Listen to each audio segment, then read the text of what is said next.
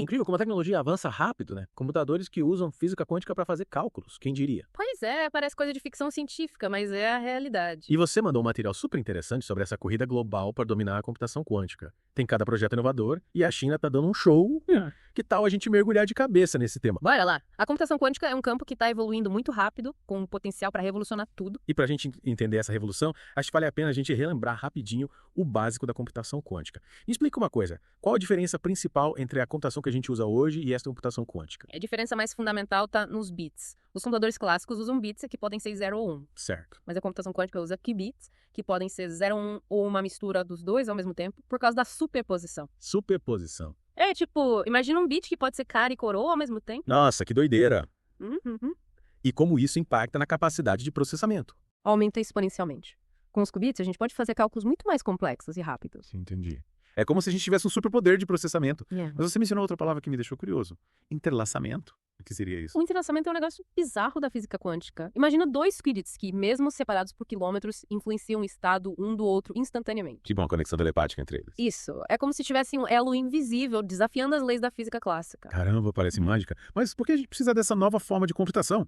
A computação clássica, com seus bits tradicionais, já não é suficiente. A computação clássica tem seus limites, principalmente quando a gente lida com problemas complexos que exigem muito poder de processamento, sabe? Sei. Tipo, simular moléculas para desenvolver remédios novos ou otimizar sistemas de logística gigantescos. Ah, entendi. É como tentar resolver um quebra-cabeça enorme com poucas peças. A computação quântica dá as peças que faltam para a gente resolver esses problemas impossíveis. E já que falamos disso, quais áreas podem ser revolucionadas pela computação quântica? O material que você mandou destaca 4 áreas principais. A primeira é a criptografia e segurança da informação. Os computadores quânticos podem quebrar os sistemas de criptografia atuais, tipo RSA, que protege transações online e informações confidenciais. Espera, então quer dizer que tudo que a gente acha que é seguro na internet hoje pode estar em risco no futuro? É, a computação quântica é uma ameaça real à segurança online. Algoritmos quânticos, como o algoritmo de Shor, conseguem fatorar números grandes em segundos, o que tornaria a criptografia RSA obsoleta. Nossa, isso é preocupante. E o que está sendo feito para proteger nossas informações desse futuro quântico? A busca por criptografia pós-quântica, que seja resistente a ataques de computadores quânticos, é uma prioridade. Mas ainda bem que a computação quântica não é só sobre ameaças, né? O material também fala sobre o potencial dela para a descoberta de novos medicamentos e materiais. Sim. Imagina a gente simular o comportamento de moléculas em um computador quântico. Isso aceleraria o desenvolvimento de medicamentos, permitindo criar tratamentos mais eficazes e personalizados. Seria um avanço enorme para a medicina e terapias. E essa capacidade de otimização, será que pode ser aplicada em outros setores? Claro. Imagine em áreas como aviação, logística e energia. A computação quântica pode otimizar rotas de voo, diminuir o consumo de combustível, tornar a distribuição de energia mais eficiente. Seria revolucionário. Imagina o impacto disso em escala global. E para finalizar as áreas de aplicação, o material fala da inteligência artificial. Como a computação quântica impacta essa área que já está avançando tão rápido. A computação quântica pode turbinar a inteligência artificial de maneiras que a gente ainda nem imagina. Tipo, Imagina treinar redes neurais com conjuntos de dados muito maiores, levando a avanços em áreas como reconhecimento de padrões e aprendizado de máquina. é como dar um super upgrade na inteligência artificial. E quem está liderando essa corrida tecnológica? Gigantes como a Amazon, Google e Microsoft estão investindo pesado em pesquisa e desenvolvimento, cada uma com sua própria abordagem. É sobre isso que a gente vai falar agora. Isso aí. Vamos desvendar os segredos por trás desses projetos inovadores e entender como cada empresa está buscando a liderança na computação quântica. Então vamos lá. Começando pela Amazon, que pelo que vi no material, está focando na correção de erros no seu projeto chamado Ocelot. Isso mesmo. O Ocelot, da Amazon Web Services, usa uma arquitetura de qubits que permite a correção de erros em tempo real. Mas e o Google? Qual a aposta deles com o projeto Willow? E a Microsoft, qual o caminho que eles estão trilhando com o projeto Majorana? A Microsoft está buscando a estabilidade quântica através dos férmions de Majorana, partículas exóticas que são suas próprias antipartículas. Férmions de Majorana. Parece coisa de outro mundo. Qual a vantagem de usar essas partículas? Eles permitem criar qubits topológicos que são muito mais resistentes a interferências do ambiente. Então temos a Amazon buscando escalabilidade, o Google e a Microsoft apostando na estabilidade quântica. Uma verdadeira corrida de gigantes. Mas tem um outro gigante que não podemos esquecer. A China. O material que você mandou fala da ascensão da China como um player fundamental nessa corrida quântica. Me fala um pouco sobre isso. A China está investindo pesado em pesquisa e desenvolvimento de tecnologias quânticas com o objetivo de se tornar líder global nesse campo. E a China já tem alguma conquista importante nessa área. Sim, algumas conquistas notáveis da China incluem o Zhuzhang 3.0, um computador fotônico quântico que conseguiu resolver problemas de amostragem 100 trilhões de vezes mais rápido que supercomputadores. Nossa, que poder de processamento. E no material você mencionou outro feito chinês na área de comunicação quântica. Qual foi? A China lançou o satélite Mícius, que em 2020 estabeleceu uma comunicação quântica segura entre Pequim e Viena, usando o entrelaçamento de fótons para transmitir chaves criptográficas impossíveis de serem interceptadas. A China está mostrando que é uma força a ser reconhecida na computação quântica. Mas, lendo o material, me chamou a atenção os desafios para a gente entender o avanço chinês nessa área. Verdade. A China tem sido mais fechada em relação à pesquisa quântica, classificando muitas informações como segredos de Estado. Isso dificulta a coleta de dados sobre o real progresso deles. É como se a China estivesse escondendo o jogo, criando uma cortina de ferro digital, como o material descreve. E quais as implicações disso? Essa falta de transparência gera preocupações, principalmente em relação à corrida armamentista quântica. A comunidade internacional precisa ficar atenta. Com certeza. E que estratégias estão sendo usadas para entender os avanços da China? Analistas têm se voltado para análise de patentes, buscando pistas sobre as áreas de pesquisa e desenvolvimento da China. Mas essa fonte de informação é limitada, já que muitas patentes chinesas não têm versão em inglês. É como tentar montar um quebra-cabeça com peças faltando.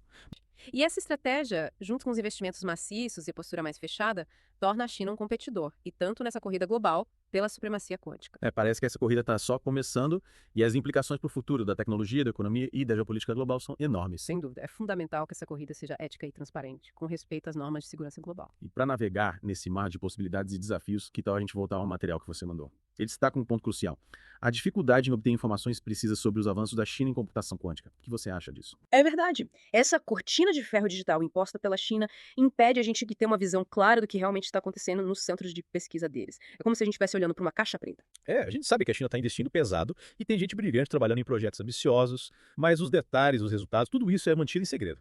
E essa falta de transparência gera incerteza e desconfiança, o que pode prejudicar a colaboração internacional e aumentar o risco de uma corrida armamentista quântica descontrolada. Exatamente.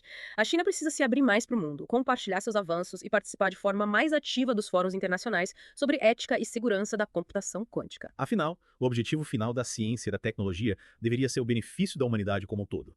E isso só é possível com colaboração, diálogo aberto e transparente entre as nações. Concordo plenamente. Precisamos construir pontes, não muros, para garantir que a computação quântica seja usada para resolver os grandes desafios da humanidade. E para a gente finalizar essa primeira parte da nossa imersão no mundo da computação quântica, queria deixar uma pergunta para quem está acompanhando a gente. Qual o papel que o Brasil deve ter nesse novo mundo quântico que está se formando? Boa pergunta. O Brasil tem a chance de se tornar um player importante nesse cenário, investindo em pesquisa e desenvolvimento, formando talentos e criando um ambiente que incentive a inovação. E o Brasil, com sua tradição de diplomacia, pode ser um mediador buscando um desenvolvimento ético e responsável da computação quântica. Com certeza. A gente deve se inspirar em grandes cientistas brasileiros que contribuíram para a ciência global com uma visão humanista. E com essa inspiração, a gente encerra a primeira parte da nossa jornada no mundo da computação quântica. Na próxima parte, a gente vai analisar mais a fundo os desafios e as oportunidades que a computação quântica traz para o Brasil e para o mundo. Até a próxima!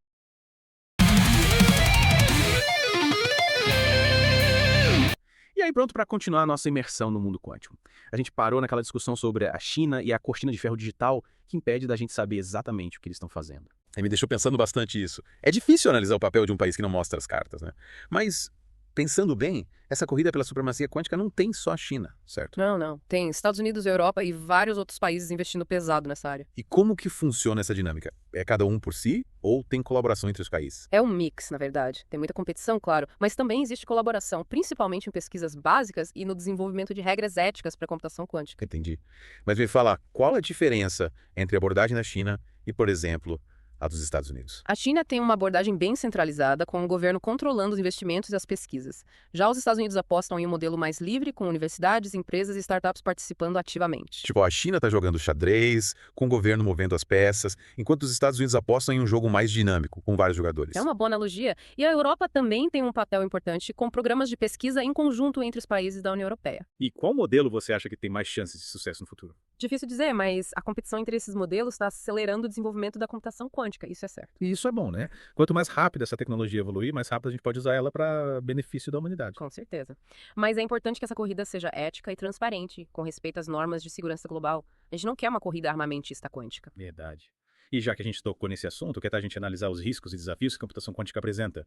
Toda tecnologia poderosa tem seu lado obscuro. É verdade. A computação quântica tem um potencial enorme e é preciso ter cuidado para ela não ser usada para fins ruins. Tipo, me dá uns exemplos. Um dos principais riscos é a quebra da criptografia que a gente usa hoje, como a gente já conversou. Imagina o impacto disso na segurança de dados de bancos, governos, tudo. Seria um caos total se hackers pudessem invadir sistemas e roubar dados usando computadores quânticos. Exatamente. Outro risco é o desenvolvimento de armas autônomas controladas por inteligência artificial quântica, sabe? Tipo, robôs assassinos. A computação quântica pode tornar esse cenário mais real e a gente precisa tomar cuidado para evitar isso. E o que a gente pode fazer para garantir que a computação quântica seja usada de forma ética e responsável? A comunidade internacional precisa criar regras claras para o desenvolvimento e uso da computação quântica. É preciso ter controle para evitar que essa tecnologia caia em mãos erradas. E aí entra a diplomacia e a cooperação internacional, né? Sem dúvida, a gente precisa de diálogo e colaboração entre os países para garantir que a computação quântica seja usada para o bem. Falou tudo. E já que estamos falando do papel dos países nesse novo mundo, vamos voltar para o Brasil. O material que você mandou não fala muito sobre o nosso país. Verdade. E é um ponto importante para a gente discutir. Apesar de não ser um dos líderes na corrida quântica, o Brasil pode ser um jogador importante nesse campo. Mas por onde começar? O que o Brasil precisa fazer para não ficar para trás nessa revolução? O primeiro passo é investir em pesquisa e desenvolvimento. Precisamos de mais cientistas e engenheiros especializados em computação quântica e centros de pesquisa de ponta. Investir em educação e ciência é sempre fundamental, né? E além disso, o que mais o Brasil pode fazer? A gente precisa criar um ambiente que incentive a inovação, com apoio para startups e empresas que queiram investir em tecnologias quânticas. E o governo tem um papel importante nisso, né? Com certeza. O governo precisa criar políticas públicas que incentivem o desenvolvimento da computação quântica no Brasil. E nós, como cidadão, o que podemos fazer para ajudar? A gente pode se manter informado sobre o tema, debater as implicações éticas da computação quântica e pressionar os governantes para investirem nessa área. Concordo. A computação quântica é um tema fascinante e com potencial para transformar o mundo. A gente precisa participar dessa discussão e ajudar a construir um futuro quântico positivo para todos. Perfeito. E para a gente finalizar essa parte da nossa imersão, fica uma reflexão. Qual vai ser o papel do Brasil nesse novo mundo quântico? Vamos ser só espectadores ou vamos ser protagonistas? Boa pergunta. Acho que essa é uma pergunta que todo brasileiro precisa se fazer. Mas antes de responder, que tal a gente analisar os desafios e as oportunidades da computação quântica para o Brasil? Bora. Na próxima parte da nossa imersão, a gente vai mergulhar de cabeça nesse tema e tentar entender o futuro quântico brasileiro. Combinado. Até a próxima.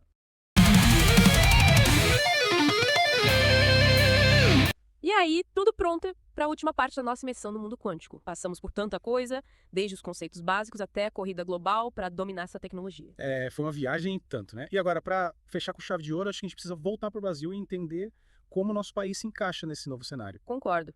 A gente já debateu bastante sobre os desafios e as oportunidades da computação quântica, mas a pergunta que fica é: qual o papel do Brasil nesse novo mundo quântico que está surgindo? Essa é a grande questão. E para responder, acho que a gente precisa primeiro analisar o ponto de partida do Brasil. Verdade. Onde o Brasil está hoje em relação à computação quântica? A gente tem alguma iniciativa, algum projeto importante rolando? O Brasil tem uma galera da ciência bem ativa na área, com pesquisadores de ponta em universidades e centros de pesquisa. Que legal. Yeah. E em quais áreas de pesquisa o Brasil está focando? Tem pesquisa em várias áreas, como desenvolvimento de algoritmos quânticos, simulação de materiais, criptografia quântica e comunicação quântica. Bacana. E em termos de investimento, como o Brasil se compara a outros países? O investimento em pesquisa e desenvolvimento no Brasil ainda é baixo comparado a países como Estados Unidos e China. Entendi.